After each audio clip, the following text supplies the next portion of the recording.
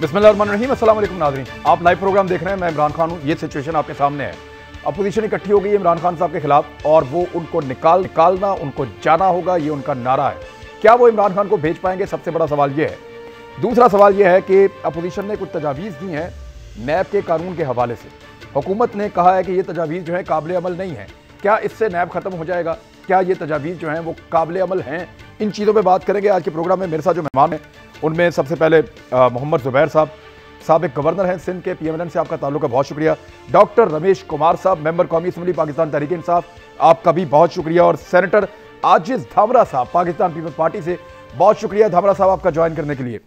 मैं सबसे पहले मोहम्मद ज़ुबैर साहब के पास ये रख लेता हूँ मामला। पहले जो अपोजिशन काम नहीं कर पाई, अपोजिशन का एक इत्तेहाद बनना चाह रहा था, काम करना चाह रहा था। आज जो अंदर से खबरें आई हैं उसमें तो कुछ चीज़ें मैं आपके सामने रख देता हूँ, अभी रिपोर्ट भी हो रही हैं।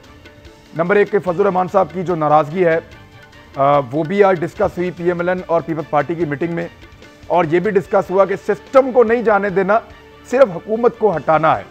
तो किस लेवल पे जाके कितना खेलेंगे, कहाँ तक जा सकते हैं, मैक्सिमम स्ट्रेटजी होगी क्या? देखिए, एक तो ये है कि इत्तेहाद के हवाले से एक ज़ाहिर है हुकूमत को आए पे 2 साल हुए। वो अगर आप कह सकते हैं कि एक मिड पॉइंट है हुकूमत का, और अभी तक परफॉर्मेंस के हवाले से 1 साल होने के बाद आप ये कह सकते थे कि अभी थोड़ा सा और टाइम देना चाहिए और ज़्यादती है एक कंक्लूड करना। 2 साल होने के बाद और कोई भी पॉजिटिव ट्रेंड ना हो, कि पहला कदम ही ना उठाया हो, बल्कि माइनस में हो हर चीज़, तो आप इस चीज़ पर तो सब एग्री हम सब हैं कि यह हुकूमत बहुत ही नाकाम है, और इसका रहना पाकिस्तान के अवाम के लिए इसी परफॉर्मेंस के साथ तो बहुत ही मुश्किल होगा, और पाकिस्तान के लिए बिगाड़ होता रहेगा। देखिए ना, चाहे वो आपके सामने जो आपके कैमरा मैन है, आप उससे पूछ लें कि 2 साल पहले उसकी ज़िंदगी अच्छी थी या नहीं। मतलब इतना ब्लाइंडली तो कभी कोई अपोजिशन नहीं कह सकती थी कि आप जाके बाजार में किसी से भी पूछ लें, किसी तबके से भी पूछ लें। नहीं तो ज़ुबैर भाई, अभी आपने बोलना शुरू किया। इस प्रोग्राम से पहले मैं कैमरामैन से ही बात कर रहा था और वो यही कह रहे थे कि हमने तो बड़ी उम्मीद लगाई हुई थी, कुछ भी नहीं हुआ। खान साहब, कुछ होगा या नहीं होगा अगले 3 साल में? मैंने कहा जी मुझे भी नहीं पता। जी अब इमरान, उसमें दो पॉइंट ऑफ व्यू हैं। ये तो सबका इत्तेफाक है, हुकूमत वाले भी इत्तेफाक करते हैं कि जी हालात ख़राब हुए हैं। अब ये सिर्फ कि ये क्यों हालात ख़राब हुए हैं उस पर एक बहस है कि उनकी एक फेलियर की जस्टिफिकेशन है और हमारा है कि जी ये यही नाकामी है।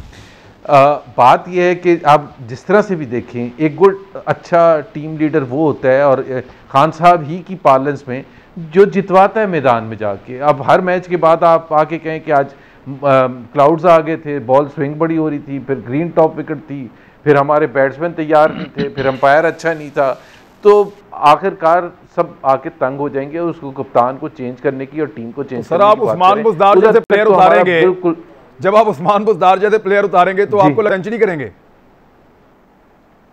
नहीं, उस्मान बुज़दार का तो इमरान खान को भी पता था कि वो सेंचुरी नहीं करेंगे, लेकिन इमरान खान ने, और यही फ़र्क था जो इमरान खान को हुकूमत में आने से पहले एटलीस्ट जो उनका पब्लिक व्यू था कि टीम आपको ऐसी उतारनी चाहिए। पॉलिटिक्स में आप कई दफ़ा टीम में ऐसे प्लेयर्स उतारते हैं जो निकम्मे होते हैं, और जैसे उस्मान बुज़दार का अगर आप किसी एक दफ़ा भी मुझे ये बता दें इमरान खान ने ये कहा हो कि उस्मान बुज़दार बड़े कॉम्पिटेंट आदमी हैं, वो ये कहते हैं कि जी उनका बैकग्राउंड देखें, बड़े हम्बल हैं, वो हाथ मिलाते हैं तो अपना काश बैकग्राउंड देखा होता मोहम्मद ज़ुबैर साहब, काश बैकग्राउंड देखा होता। उन्होंने बैकग्राउंड तो नहीं देखा जी। पूरे पाकिस्तान, पंजाब के अंदर जिस तहसील नाज़िम के दफ्तर में आग लग गई थी रिकॉर्ड जलाने के लिए, वो उस्मान बुज़दार साहब हैं। ये वो उस्मान बुज़दार साहब हैं जिनकी करप्शन की कहानियां DG खान पे ज़ुबान आम है। इमरान, मैं उसमें नहीं जाता। देखिए, सबसे ज़्यादा बुनियादी चीज़ ये होती है टीम अच्छी होने की competence, that's the starting point. उसके अलावा कोई और चीज़ नहीं होती, चाहे उसका जो बैकग्राउंड हो, जैसा भी हो। So team has failed. अब हमने कैसे करना है, वो APC का जो हम करने जा रहे हैं उसमें ये तय पाएगा कि क्या हुकूमत को गिराने के लिए कोई मास मूवमेंट चलानी चाहिए, क्या हुकूमत को अब वक्त आ गया है या अब 6 महीने और रुका जाए। कोरोना अल्लाह करे बिल्कुल ख़त्म हो जाए तो हमारे लिए भी ज़्यादा आसानियाँ होंगी। तो मेरा ख्याल है इस पर अभी एपीसी में काफ़ी कुछ डिसाइड होगा। ठीक है, अब आशीष धामरा साहब, मैं गवर्नमेंट के पास बाद में आता हूँ, लेकिन पहले आप मुझे बताएंगे क्या आप पीएमएलएन पे एतबार कर पाएंगे? क्योंकि आपकी जो मीटिंग है उसके अंदर से जो खबरें निकली थी, आपके लोगों ने ये बिलावल को समझाया कि जनाब इन पे एतबार ना करना, ये हमारा चक्कर में एहतजाज का माहौल बना के अपनी डील मार के निकल जाएंगे। और पीएमएलएन के लोग जो हैं वो अपनी क़यादत को ये अक्सर कहते हैं कि जनाब ये फिर पीठ में छुरा घूमेंगे जैसे इन्होंने बलूचिस्तान में किया था। तो इस मरतबा ट्रस्ट डेफिसिट जो है वो खत्म हो जाएगा? आप ट्रस्ट करते हैं एक दूसरे पे?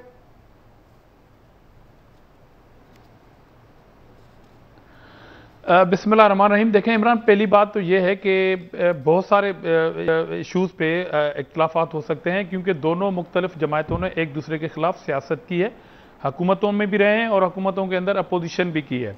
तो बहुत सारे इशूज़ होंगे जिस पे हमारे इख्तलाफात हो सकते हैं और बहुत सारे ऐसे निकात होंगे जो हमारे अपने पॉइंट ऑफ व्यू होगा और पीएमएलएन का अपना पॉइंट ऑफ व्यू होगा। मगर मौजूदा सिचुएशन में जो एक मेजर एक पॉइंट है हमारा, एक नुक्ता है हमारा कि इनफ इज़ इनफ, बहुत हो गया। क्योंकि सबसे पहले जब इन्होंने जल्दबाजी की थी 100 दिन की, तो हमने कहा था कि नहीं बाबा ऐसे जल्दबाजी ना करें, आप फर्स्ट टाइम हुकूमत में आए हैं, ये जादू की छड़ी नहीं होती है। और हमें भी जब हुकूमतें मिलती थी तो उस वक्त भी इस मुल्क के हालात कोई इतने सूटेबल नहीं होते थे, मगर चलो ठीक है आप आए हैं। हमने तो कहा था कि 6 माह तो हनीमून पीरियड है। खुद जरदारी साहब ने फ्लोर ऑफ द हाउस कहा था नेशनल असेंबली में, और हमने ही कहा था कि आए मिलके हम मईशत पे बात करते हैं। शहबाज शरीफ साहब ने कहा था कि सीओडी करते हैं, हम आपसे मिसाक मईशत करने के लिए तैयार हैं। फिर हमने ही कहा था, बिलावल भुट्टो जरदारी ने कहा था कि कदम बढ़ाओ इमरान खान, हम तुम्हारे साथ हैं। तो उस जब ये इनिशिएटिव डेज थे इनके, उसमें भी हमारे इन बातों पे तनकीद होती थी। अभी आप तबसरा कर रहे थे बोजदार साहब पे, लेकिन बोजदार साहब से ज्यादती ना करें ये तबसरा करते हुए।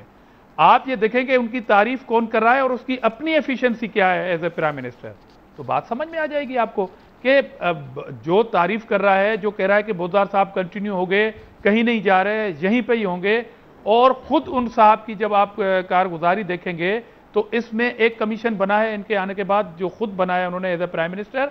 मगर जो चीनी कमीशन बना जिसका जवाब पैदा हुआ कीमत और कीमत के बाद सब्सिडी का, वो जो इंचार्ज कॉमर्स के वजीर हैं वो जिम्मेदार हैं इसके। अब वो इंचार्ज कॉमर्स के वजीर के खिलाफ कार्रवाई क्या हुई है, होगी कि नहीं होगी, ये इशू है। चलो हमें नहीं पूछे इनसे, अभी जो डॉक्टर साहब बैठे हैं ना रमेश, इनसे पूछें कि आपकी 2 साल में अचीवमेंट क्या है। ये बोलेंगे हमारी अचीवमेंट है कि हमने कमीशन बनाई। पहले कभी हुआ था कि कमीशन बने?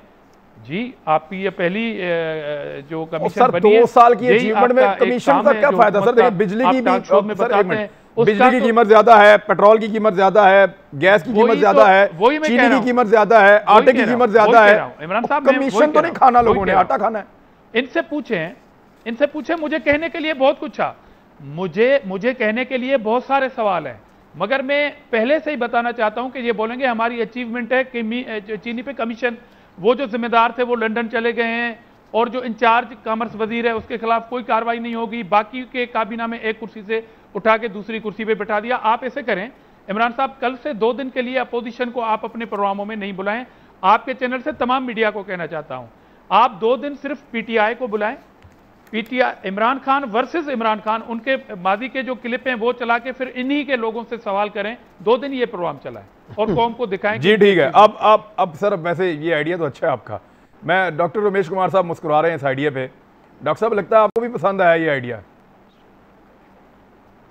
मैं हर आइडिया का जवाब बहुत मुस्कुराते दे सकता हूँ, क्योंकि मुझे खुदा ने हंसने का एक हुस्न दिया है कि भाई आप हर बात पे हंसा करो, रोआ नहीं करो। क्योंकि मैं सब दोस्तों को ये कहना चाहता हूँ कि हर दफा बंदा हुकूमत में होगा तो हंसता ही रहेगा।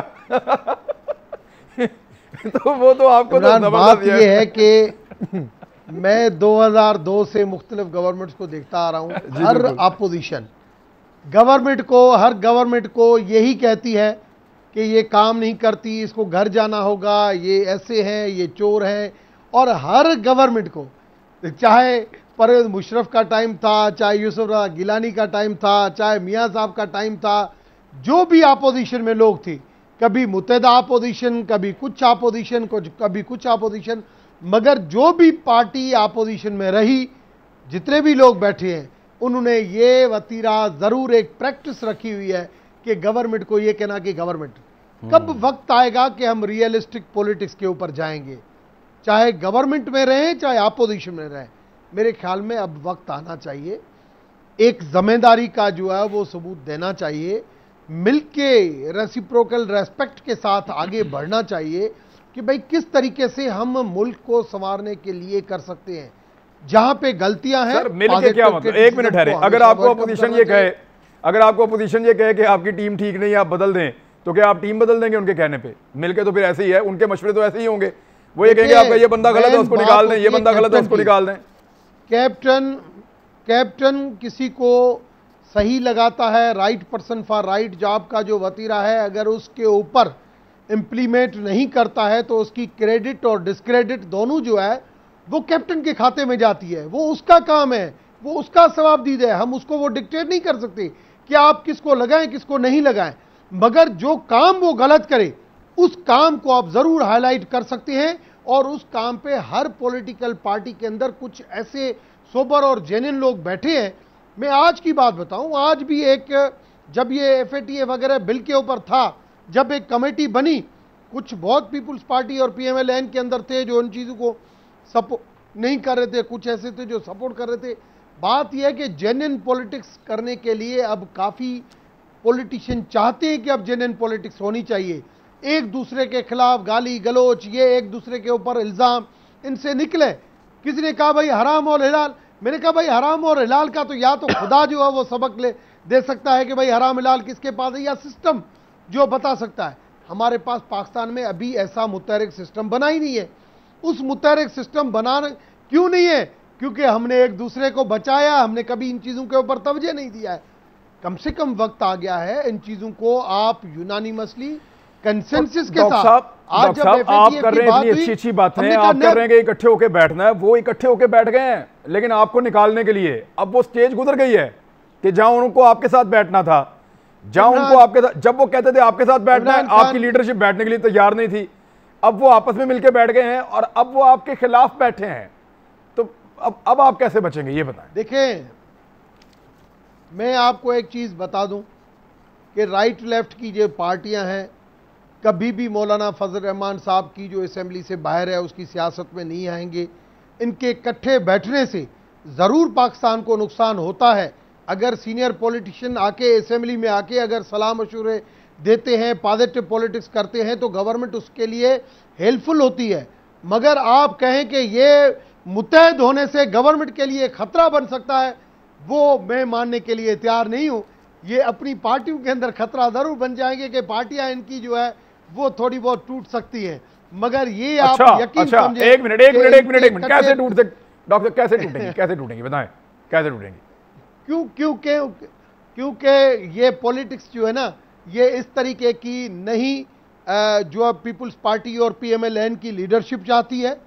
मतलब आसिफ जरदारी साहब की बात करें या मियां नवाज शरीफ की बात करें या शहबाज शरीफ की बात करें, मगर अगर आप चले जाएंगे बिलावल साहब के ऊपर तो वो थोड़ा सा एग्रेसिव है, आप शाहिद खाकान के ऊपर चले जाएंगे वो एग्रेसिव है। तो ये जो डिफरेंसेस ऑफ ओपिनियन, लीडरशिप के क्राइसिस की निशानदेही। जुबैर भाई आ जाए जरा, मोहम्मद जुबैर साहब जी। अब आप ये कमेंट है इमरान में मैं एक चीज़ कह रहा हूँ। देखिए, पीपल्स पार्टी के लिए नहीं मैं बात कर रहा, PMLN के लिए बात कर रहा हूँ specifically, because I know the party, I come from that party. PMLN इतनी बड़ी पॉलिटिकल पार्टी है, अभी भी जितने सर्वे हुए हैं उसमें आप देख लें कि सबसे बड़ी पॉलिटिकल जमात है।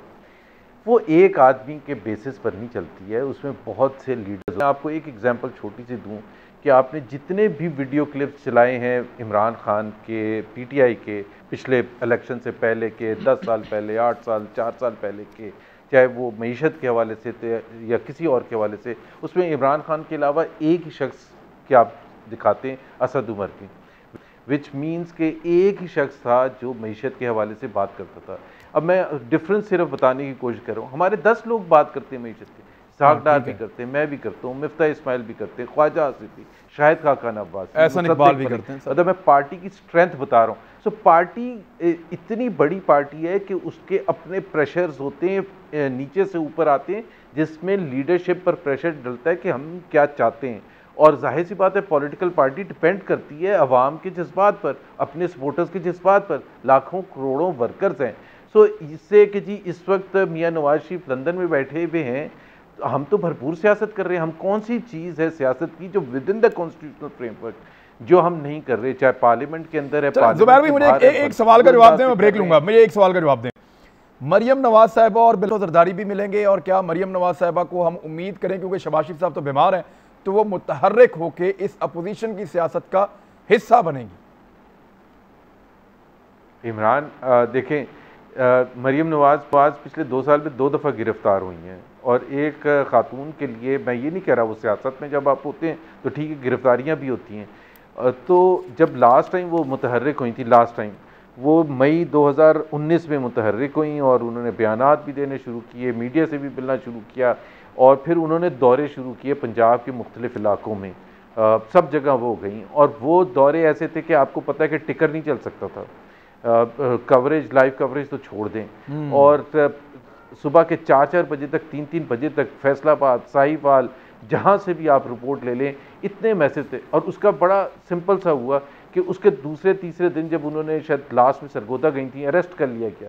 अरेस्ट जिस चीज़ पर किया था वो 1 साल हो गया उस बात को, अभी तक इंक्वायरी से आगे नहीं हुई है, कोई इन्वेस्टिगेशन नहीं हुई है। तो गिरफ्तारी अवॉइड करने के लिए आप चाह रहे हैं कि लीडरशिप कम से कम मरियम नवाज गिरफ्तार ना हो? क्योंकि हमें पता है वक्त की मुनासबत से इट इज़ बेटर कि उनको इस वक्त अगर वो चुप रहें, लेकिन make no mistake about it कि she will come out at the right time. She has a massive following in the public, और she will play her role. ठीक है, एक ब्रेक लेते हैं। आजिज जमरा साहब, ब्रेक के शुरू करता हूं। ब्रेक।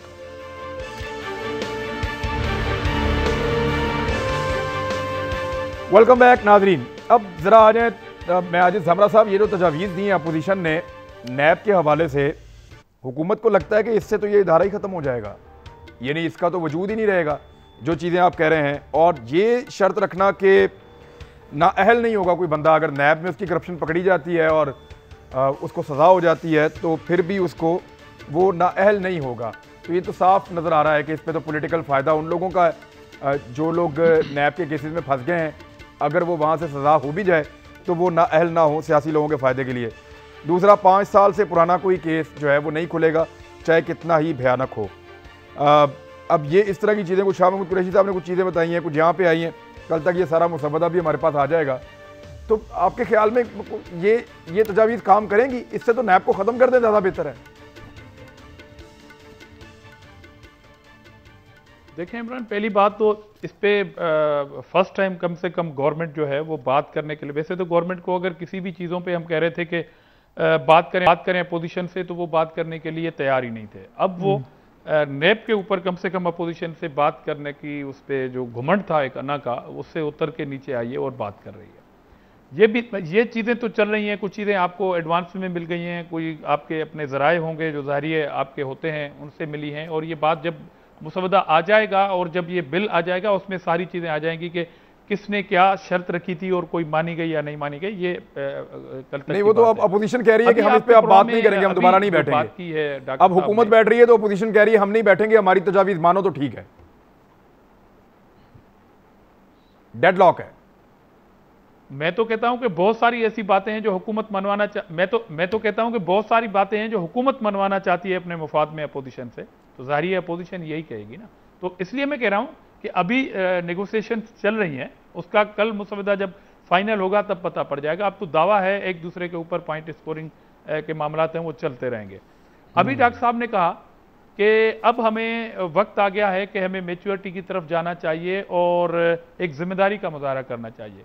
तो मैंने अपनी पहली गुफ्तगू में ये बात कही थी कि पाकिस्तान की तारीख में क्या पहले किसी हुकूमत को ये अपोजिशन मिली थी जिसने ऑन फ्लोर के ऊपर ये बात कही हो प्राइम मिनिस्टर को और मौजूदा सरकार को कि 100 की जल्दबाजी की बात कर रहे हैं, 6 महीने आपका हनीमून पीरियड है। जहां पर अपोजिशन लीडर कह रहे हो कि एक मिसाक मईशत की जरूरत हो, जहां पर अपोजिशन की दूसरी बड़ी पार्टी के चेयरमैन कह रहे हो कि कदम बढ़ाओ इमरान खान, हम तुम्हारे साथ हैं। तो ये जिम्मेदारी नहीं थी तो और क्या था? ये एक मैच्योरिटी की तरफ कदम नहीं था तो क्या था? अब आप बताएं कि अपोजिशन के उस ताउन के बदले में आपके कैप्टन ने क्या बात की। मैं अगेन कह रहा हूं कि जब आप तनकीद करते हैं ना वसीम अकरम प्लस की, तो मैं कहता हूं उस बेचारे पे तनकीद ना करें। जो शख्स उसकी तारीफ कर रहा है और कह रहा है कि मैं इसके पीछे खड़ा हूं, उसकी अपनी परफॉर्मेंस जो है वो क्वेश्चन मार्क है। इसलिए ये बात मैच्योरिटी वाली बात अगर अपनी पार्टी में रखें डॉक्टर साहब, और इंश्योर कराएं पूरी कौम को कि अब जिम्मेदारी का मुजाहरा करेगी पीटीआई। 2 साल में मैंने एक सवाल किया था, अचीवमेंट बताएं, आपका कोई बड़ा ऐसा इकदाम बताएं जिसने इस कौम के लिए भलाई की हो। मैं तो महंगाई का जिन कंट्रोल नहीं कर डॉक्टर साहब सोच रहे, डॉक्टर साहब सोच के बताते हैं अभी। मैं डॉक्टर साहब आप सोच लें, मैं इतनी देर में जाएं इसी प्रोग्राम में। डॉक्टर साहब सोच लें आप, मैं इतनी देर में जरा मैं मोहम्मद जुबैर साहब से एक चीज़ और जानना चाहता हूँ। सर ये बताइएगा कि ये जो आपकी तजावीज़ हैं, हुकूमत ने तो सिर्फ हमें वो बताई हैं या वो बाहर आई हैं जो बहुत ही वो लग रहा है कि सिर्फ ज़ाती नौयत की हैं, या इसमें मियाँ साहब को फ़ायदा देने के लिए या कुछ पॉलिटिकल जो लोग हैं केसेस में फंस गए उनको फ़ायदा देने के लिए हैं, बज़ाहिर तासुर ये दिया जा रहा है। हो सकता है ये बहुत डिटेल हो, बहुत सारी चीज़ें हो, तो सिर्फ भाग जाना, पीछे हट जाना, छोड़ देना वो बेहतर है, या हुकूमत अब इस चीज़ पे आ गई है तो ये मौका है कि आप लोग हुकूमत को एंगेज करें और ये मामला हमेशा के लिए रिजॉल्व करें? नंबर 1। नंबर 2 सर, इसको FATF के साथ क्यों नत्थी करके देखते हैं? वो तो कौमी सतह का मामला है, पाकिस्तान की कौमी सलामती का मामला है, तो FATF को अलग रखें, ये भी उसको तो गैर मशरूत करें आप। नैब भी कौमी सलामती का, वो भी कौमी सलामती का, नत्थी नहीं करना चाहिए, बिल्कुल सही बात है। लेकिन ये नहीं कह सकते वो ज़्यादा इंपॉर्टेंट है, ये कम है, सो ऑन है। इससे भी मुल्क फंसा हुआ है और शायद इससे ज़्यादा फंसा हुआ है मुल्क पाकिस्तान के अवाम के हवाले से। बट जो नैब के क़वानीन को चेंज करने के हवाले से अगर आप शाह महमूद कुरैशी की तकरीर का एक हिस्सा देखें तो वो एक 2 डिफरेंट माइंडसेट्स रिफ्लेक्ट करता है। एक वो माइंडसेट है जो शाह महमूद कुरैशी ने अपनी तकरीर में भी फ्लोर ऑफ द हाउस पर ही कहा गिरफ्तारी के हवाले से, and that's a fundamental point for us, कि वो ये कहते हैं कि ये उसमें कोई उनका रिग्रेट नहीं है कि जी गिरफ्तारी होनी चाहिए और किस स्टेज पर होनी चाहिए। He is fine with the fact, he और उनकी हुकूमत, कि जी गिरफ्तारियां जैसे होती रही हैं वैसे होती रहनी चाहिए। This is the fundamental point. ये बिल्कुल 2 माइंडसेट की जंग है। एक तरफ फैसिज्म है जो रिफ्लेक्ट करती है उनकी तकरीर में, और एक तरफ डेमोक्रेटिक ट्रेडिशंस और प्रोसीजर्स और प्रैक्टिसेस हैं जो वेस्टर्न ममालिक में, कोई आप मुझे बता दें महज़ब सोसाइटी हम बात करते हैं स्वीडन, जर्मनी, UK, कनाडा, कोई मुल्क बता दें, श्रीलंका को ले लें, आप बांग्लादेश को ले लें, आप इंडिया को ले लें, कि जहां आपने इंक्वायरी की नहीं और आप उठा के अंदर बंद कर दें, और 2 साल के बाद इमरान हम हक बचाने पे, we are on top, we can demand कि जो नैब ने पिछले 2 साल में हरकतें की हैं हुकूमत के साथ मिल के, कि बगैर इंक्वायरी के, बगैर इन्वेस्टिगेशन के, बगैर रेफरेंस फाइल किए हुए आपने 1-1 महीने 8-8 महीने बंदों को अंदर रखा है। फिर सारा मुसवदा जो है कि वो आपको आपका जो सारा मुसवदा है उसको आसान जबान में पब्लिक के सामने रखिए कि ये हमारी डिमांड्स हैं, हम ये चाहते हैं कि नैब इस तरह का बन जाए। मैं उनकी तकरीर का हिस्सा बता रहा हूं ना सर, वो तो ज्यादती कर रहे हैं ना, वो तो वही बताएंगे। देखें आपके बकौल वो ज्यादती कर रहे हैं, वो वही बताएंगे जो उनको सूट करता है। आप हमें सारा कुछ बताएं जो कौम को सूट करता है। दुनिया के स्टैंडर्ड्स देख लेना। You are right. मुझे एक मुल्क बता दें, ये बात आपकी ठीक है। देखिए मैं आपकी इस बात से गवर्नड मुल्क, जहां मैं इस बात से इत्तेफाक करता हूं, लेकिन जानना ये चाहता हूं कि आपने ओवरऑल जो पैकेज दिया है, जो नैब के कानून में टोटल तब्दीली आप करना चाहते हैं, वो बता दें। इस इमरान, मैं आपको बता रहा हूं ना एक चीज, और बाय द वे मैं नहीं बता रहा, सुप्रीम कोर्ट की रूलिंग पढ़ लें 86-87 पेजेस की, उससे पहले के सुप्रीम कोर्ट के इवन आसिफ खोसा साहब जब थे उनके देख लें। जब ये बात क्लियर है कि ये नैब को गलत तरीके से इस्तेमाल किया जा रहा है, जब ये बात तय है कि हुकूमत और नैब मिलकर, पॉलिटिकल इंजीनियरिंग क्या होती है, नैब तो पॉलिटिक्स नहीं कर रहा ना, नैब को क्या पॉलिटिकल ऑब्जेक्टिव है, तो नैब तो एक इदारा है, उसको पॉलिटिकली यूज कौन कर सकता है, अपने मुखालफीन के खिलाफ कौन यूज कर सकता है, हुकूमत यूज कर सकती है, इससे ज्यादा और तो क्या सर फिर आपने एक मुश्तरका तौर पे आपने एक मुसव्वदा बनाया, वो हुकूमत के सामने रखा, अब ये चीजें हैं, ये नैब के साथ कीजिए, ये एक अच्छा कौमी इदारा बन जाएगा, अच्छी नीयत के साथ आप गए हैं।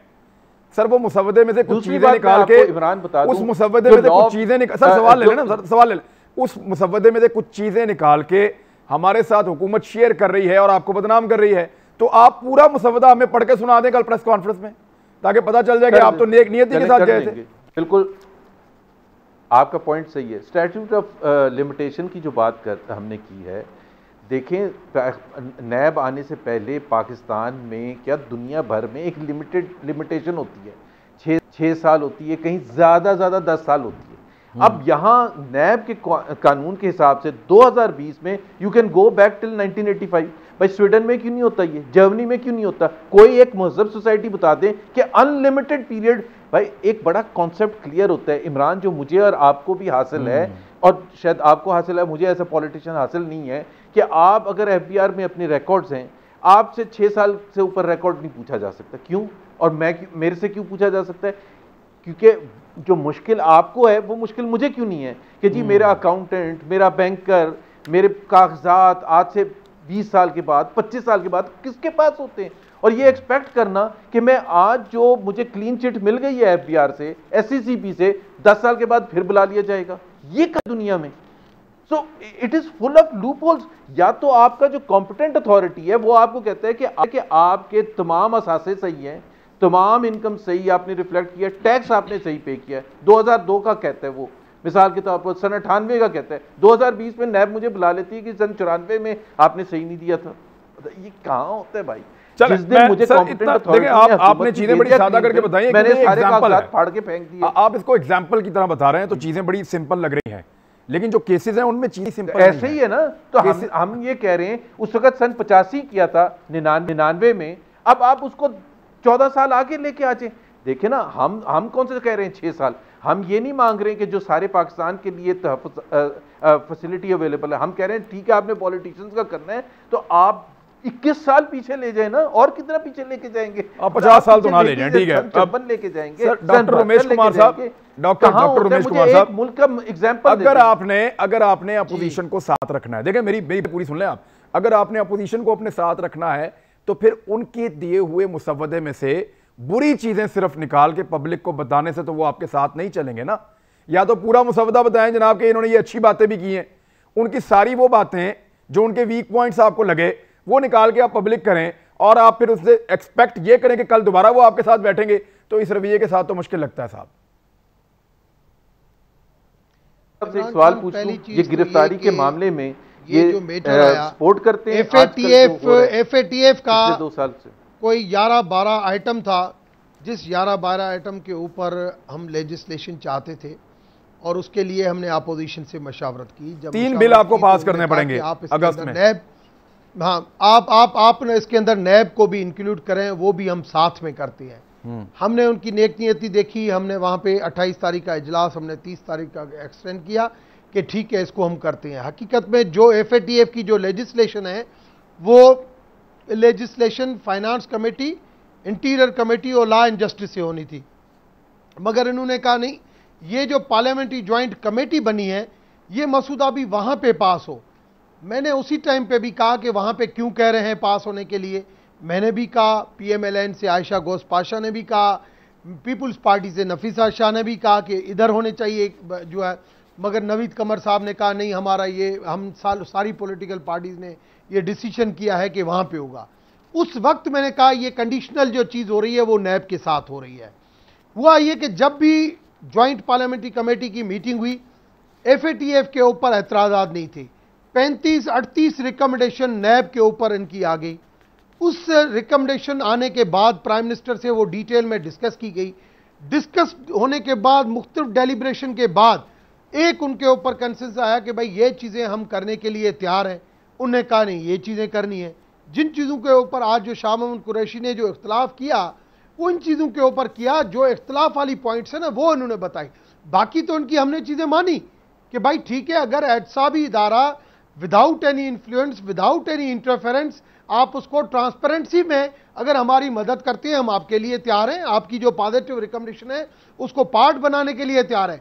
मगर वो चीज़ है जिससे ये तासुर जाए, जैसे अभी आपने कहा कि ऐसी अच्छा है कि इसको ताला ही लगा दे, जो चीज़ें उसके ऊपर वो हो, मतलब ये बंद हो कि भाई एहतसाब से भाग रही है, कल आप ही कहोगे।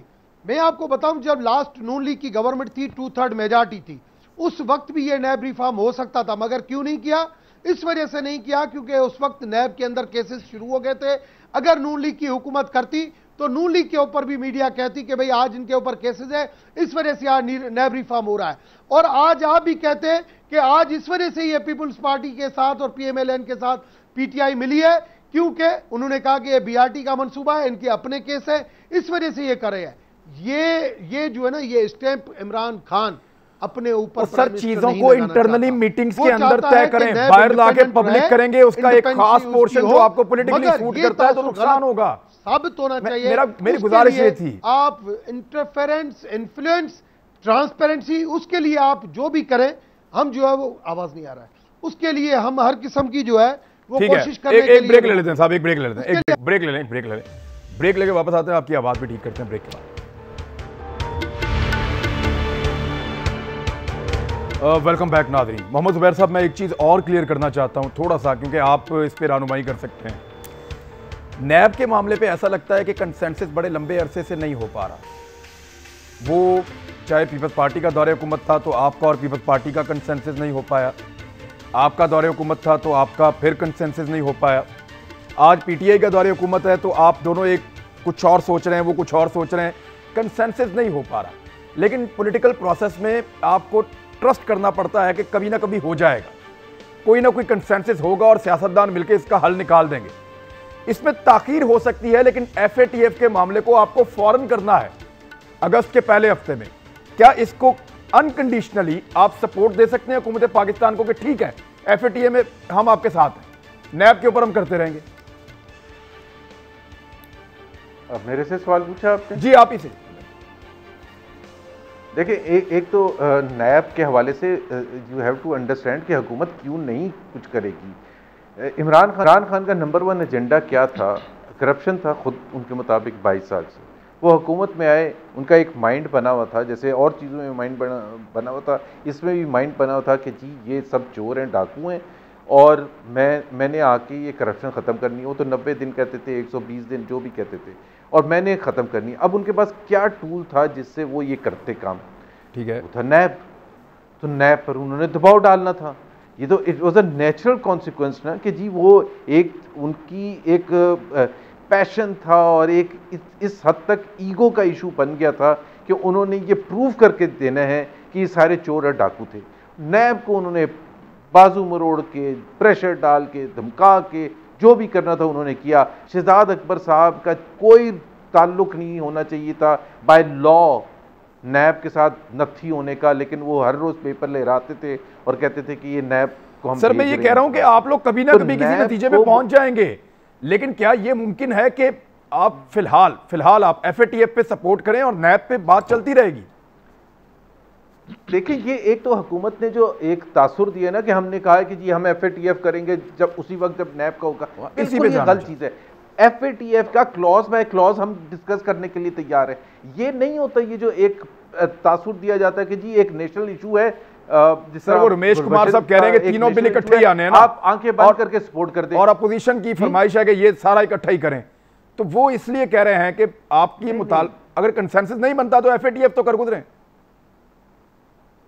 तो एफएटीएफ कर गुजरे क्या मतलब? क्लॉज बाय क्लॉज करेंगे ना। एफएटीएफ हो या बजट हो या कुछ भी चीज हो, हर चीज नेशनल इशू होता है। इमरान, ऐसी बात नहीं है कि आप वो कहें कि जी आप कर दें क्योंकि अमेरिका ने दबाव डाला हुआ है या कुछ मुल्कों ने दबाव डाला हुआ है तो आप कर। इमरान खान करते आंखें बंद करके? इमरान खान तो कंटेनर लेके पहुंच जाते कि जी हम कर क्या रहे हैं। सर वो इमरान खान थे, बट आप इमरान खान नहीं हैं। मैं आज जब वो ड्रोन हमलों के खिलाफ, रमेश साहब एक सेकंड, उन्होंने वो जो यहाँ से मूवमेंट थी कराची से, उन्होंने बंद करवाने के लिए किया ना, रास्ते रोक दिए, वो भी नेशनल इशू था। चले, हम तो वो सब कर भी नहीं रहे। हम कह रहे हैं कि आप क्लॉज बाय क्लॉज कर लें, आप हमें कन्विंस करें ना कि वाई। ठीक है सर, मैं मुझे धामरा साहब क्विकली करें, लेकिन धामरा साहब क्विकली जरा इसके ऊपर रिस्पॉन्ड कर देंगे। एफएटीएफ और नैब ये इकट्ठा होगा या अलग अलग भी हो सकता है? पीपल्स पार्टी तो बड़ा खुल के आती है कि इस पे सपोर्ट। देखिए, मैं एग्री करता हूं जुबैर साहब से कि एफएटीएफ के इश्यूज जो हैं, ये मैंने कहा कि ये हुक्मरान खुशनसीब हैं कि इनको इस तरह मैच्योर और दानिशमंद अपोजिशन मिली है जो अपनी कोई पॉइंट स्कोरिंग नहीं करती, जहां मुल्क की सालमियत के इश्यूज हों, जहां पाकिस्तान के लॉ के इशू हो। कभी हम इनसे ब्लैकमेल नहीं होंगे, मगर उस कानून के बना रहा है कि इसी आड़ में अपने केस आप खत्म करवा देंगे एफएटीएफ के आड़ में। दूसरी बात में ये कहना, तासुर बन रहा है ना आपके खिलाफ कि एफएटीएफ के आड़ में अपने केस आप बढ़ाएं। बिल्कुल गलत है। मैं तरदीद आपके प्रोग्राम में मैं तरदीद करता हूं। ठीक है, आपके प्रोग्राम में मैं तरदीद करता हूं। और दूसरी बात, इमरान साहब, ये जो एक नैरेटिव यहाँ पे अक्सर टॉक शो में मैं सुनता हूँ ना कि इमरान खान बड़े जो है वो ईमानदार शख्स हैं। देखिए, मुझे इख्तिलाफ है इस चीज़ से, अगर कोई और शख्स इसको कहता है तो भले करे। मैं अमलन इसको कहना चाहता हूँ, जल्दी में बात खत्म करना चाहता हूँ। मिसाल के तौर पर साहब, जब फेडरल की गवर्नमेंट नहीं आई थी, इनकी एक सूबे की हुकूमत थी, तो अभी तो बड़ा चर्चा हो रहा है ना कि अपोजिशन कहती है कि नैब को ताला लगा दो। ये केपीके के अंदर भी एक एहतसाब का इदारा इन्होंने कायम किया ताला लगा था, उसका जवाब अभी तक नहीं आया। यू आर राइट, खत्म हो गया अनफॉर्चुनेट। तीनों मेहमानों का बहुत शुक्रिया। फिर बात करेंगे, तसल्ली से करेंगे, डिटेल में करेंगे। अल्लाह हाफ़िज़।